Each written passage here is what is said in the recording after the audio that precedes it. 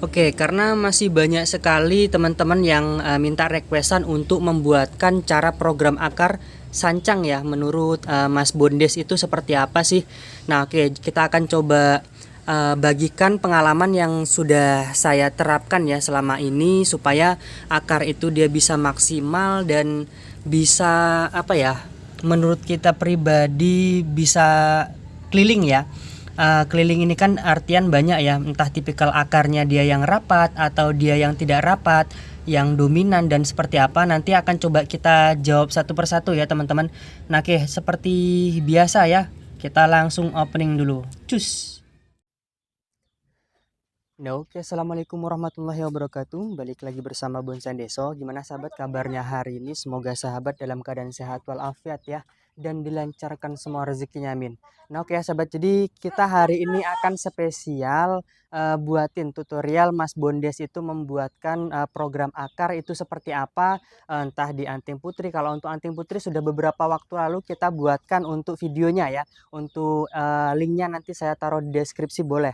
Nah, sekarang untuk giliran sancang. Sancang ini adalah salah satu bonsai yang banyak diminati di semua kalangan ya, entah pemula, yang senior. Karena jenis pertumbuhan sancang ini memang sangat benar-benar pesat sekali dan memang jadinya lebih cepat ya. Nah, cuman ketika pemrograman akar atau dia pencangkokan itu rata-rata teman-teman mengeluhkan, Mas, bagaimana supaya akar itu keluarnya rata dan supaya keliling bagaimana. Nah, itu adalah salah satu apa ya, pengalaman saya yang dulu saya alami memang benar-benar bisa apa ya, kita jadikan untuk nanti kedepannya kita buat apa ya, untuk pembelajaran ya teman-teman. Nah, ini sedikit promosi dulu. Misalkan teman-teman mau nyari programan-programan akar atau dia yang sudah terbentuk gerak dasarnya, Anting Putri seperti ini ataupun sancang itu kita masih ready ya. Kalau untuk harganya nanti menyesuaikan pinter-pinter teman, nego-nego dengan saya pribadi ya sahabat. Oke, kita langsung lanjut aja ke prosesnya ya. Sebelum itu saya minta pajaknya dulu. Di like dulu karena kenapa? Satu like dari sahabat itu sangat berarti dan sangat berharga bagi saya. Oke, jadi langkah pertama yang kita harus lakukan seperti ini ya teman-teman. Ini banyak sekali teman-teman menanyakan hal seperti ini ya. Mas, untuk cara mencangkoknya itu apakah boleh batang besar atau boleh batang kecil? Nah, kalau batang besar dan batang kecil sebenarnya menurut saya pribadi ya, itu hampir sama ya. Cuman kalau untuk batang besar itu memang agak sedikit lama untuk keluar akarnya ya teman-teman. Yang kedua untuk batang kecil. Kalau untuk batang kecil memang keunggulannya dia lebih cepat ya, lebih cepat. Diusahakan cari yang sesubur mungkin ya. Bisa terlihat kalau memang teman-teman bisa menemukan yang seperti ini ya, bisa terlihat ya. Yang seperti ini itu cari yang seperti ini ya. Jadi dia masih muda dan belum terlalu tua. Nah, untuk trik yang selanjutnya atau tips yang selanjutnya bagaimana caranya supaya akar ini keliling. Yang kedua, ketika kita melakukan pengepresan tunggul seperti ini ya, dua mata tunas seperti ini, eh, bisa pas itu bagaimana tanpa harus menunggu tunas atau mata tunasnya. Nah, ketika pencangkokan diusahakan ini kita lihat untuk ruasnya ya. Ini kan ruas, sebentar ya teman-teman. Ini kok tidak kelihatan ya. Oke, kita coba fokusin dulu sebentar. Oke, jadi ini kan ruas ya teman-teman. Ini ruas, ruas. Ini bisa terlihat ya. Jadi ketika pencangkokan itu jangan terlalu penggeratannya itu jangan terlalu panjang. Diusahakan ketika satu ruas seperti ini ya, satu ruas seperti ini kita bagi dua. Jadi kita ambil di tengah-tengahnya seperti ini. Nah, ketika tengah-tengah ini kita kupas, kita gerat ya. Itu nanti ketika akar keluar, ketika dia akar keluar seperti ini.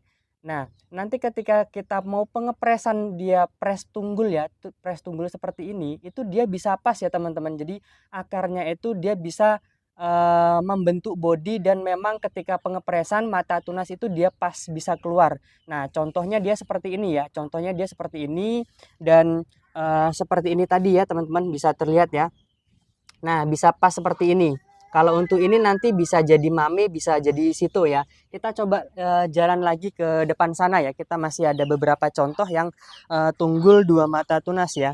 Nah, ini yang agak sedikit lebih besar ya teman-teman. Nah, ini bisa terlihat ketika kita melakukan pengepresan seperti ini nanti ini kan masih kita tahap lagi dan terlihat lebih kekar dan lebih bogel kalau kita lakukan cara pencangkokannya itu dia tepat. Cuman kalau dia terlalu panjang ruasnya dan terlalu apa ya, terlalu ke bawah sekali itu nanti dia agak sedikit tinggi eh, tergantung kita prosesnya seperti apa, bahan ini mau dibuat seperti apa. Nah, untuk selanjutnya juga Mas, kalau dia sudah terlalu apa ya, terlalu tinggi bagaimana Mas? Kalau saran saya pribadi ya teman-teman, kalau saran saya pribadi ketika kita sudah melakukan hal yang seperti saya bilang tadi, dia terlalu tinggi untuk penggeratannya. Nah, diusahakan kita prosesnya itu yang agak sedikit besar. Misalkan proyeksi kita awalnya itu mame.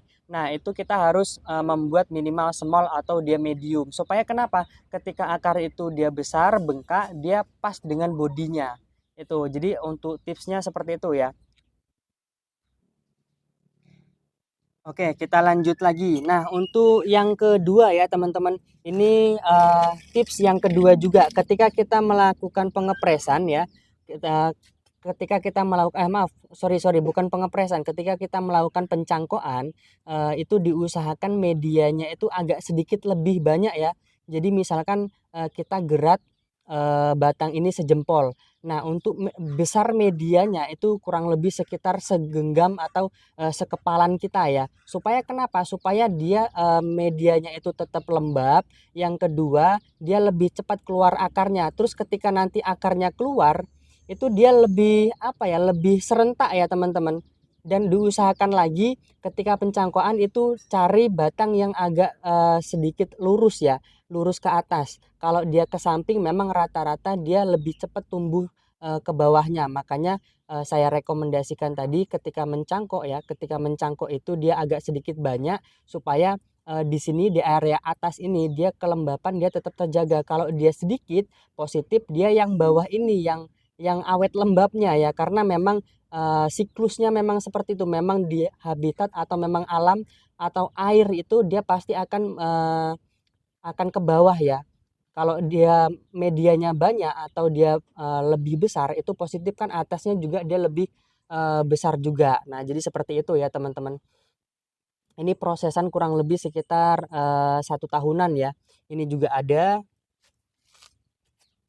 Ini bisa dipakai tunggul dua mata tunas juga bisa, dipakai 4 mata tunas atau dibuat formal juga bisa. Nanti kalau memang ini belum apa ya, belum ada yang berminat nanti akan coba kita langsung eksekusi dan kita press lagi seperti contohnya seperti ini ya.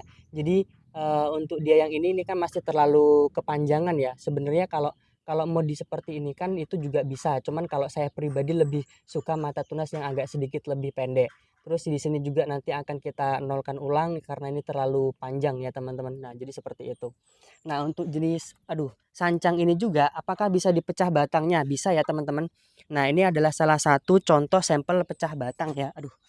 Nah, diusahakan kalau dia sudah seperti ini kan sudah agak sedikit menutup-menutup ya. Diusahakan masih nanti ke depannya harus kita loskan lagi. Supaya kenapa? Di sini dia lebih cepat untuk menutupnya. Kalau tidak kita loskan kembali ya, itu pasti nanti lebih lama banget ya untuk menutupnya. Bisa diakali atau tidak Mas? Bisa. Nah, untuk cara mengakali supaya pemecahan ini dia lebih cepat untuk menutupnya, bisa kita tambah pecahannya ya. Jadi misalkan kita sudah pecah 20, kita tambahi 5 lagi. Jadi pecah 25. Jadi misalkan ini belum apa ya, belum menutup, kita tambah lagi dia. Kita belah lagi, kita pecah lagi dan untuk atasnya kita loskan kembali. Nah, jadi seperti itu ya. Mungkin misalkan ada pertanyaan atau sharing tambahan boleh nanti ditulis di komentar ya teman karena kita di sini sharing ya. Kita belajar bersama-sama tidak berniat untuk menggurui. Kita hanyalah pencinta proses yang suka dengan hal-hal baru ya. kalau pecah batang seperti apa, kalau program akar seperti apa. Nah, kemarin ada yang menanyakan untuk jenis fikus. Kalau untuk jenis fikus, tata akar itu apakah, apa ya, worth it, Mas? Sebenarnya worth it tidak worth it ya, kalau menurut saya pribadi sama-sama saja. Cuman lebih worth it-nya ya 90,5% saya rekomendasikan itu pecah batang saja, kalau tidak gabung batang. Yang kedua, kenapa saya merekomendasikan seperti itu? Kalau untuk jenis fikus memang untuk menutupnya itu dia lebih cepat, menyatunya juga dia lebih cepat ya teman-teman. Kalau dia tata akar di video saya sebelumnya sudah pernah saya sepilkan, yaitu programan fikus atau beringin kimeng, cuman tata akar aja memang hasilnya sama-sama maksimal. Cuman pengerucutan atau pengepenan yang kita inginkan itu dia memang agak sedikit lebih lama jadinya ya, dibandingkan kita pecah batang atau gabung batang. Kalau proyeksi kita pengen menjadikan medium ya, small medium, itu diusahakan gini aja. Kalau memang pengen medium ke atas large ya, itu diusahakan gabung gabung batang saja. Cuman kalau masih sekitar mame small itu pecah batang itu cukup ya teman-teman, kecuali bahan kita itu bener-bener kecil-kecil banget, itu boleh kita gabung batangnya. Nah, jadi seperti itu ya teman-teman. Nah, mungkin cukup seperti itu aja ya. Misalkan ada pertanyaan nanti silakan tulis di kolom komentar, karena di sini juga masih banyak belajar ya untuk saya pribadi. Nah, terima kasih yang sudah menonton, terima kasih yang sudah bantu like, terima kasih yang sudah bantu subscribe. Semoga teman-teman dan keluarga sehat selalu dan selalu dilancarkan semua rezekinya, amin. Oke, salam dari saya, salam dari Bonsai Desa. Assalamualaikum warahmatullahi wabarakatuh.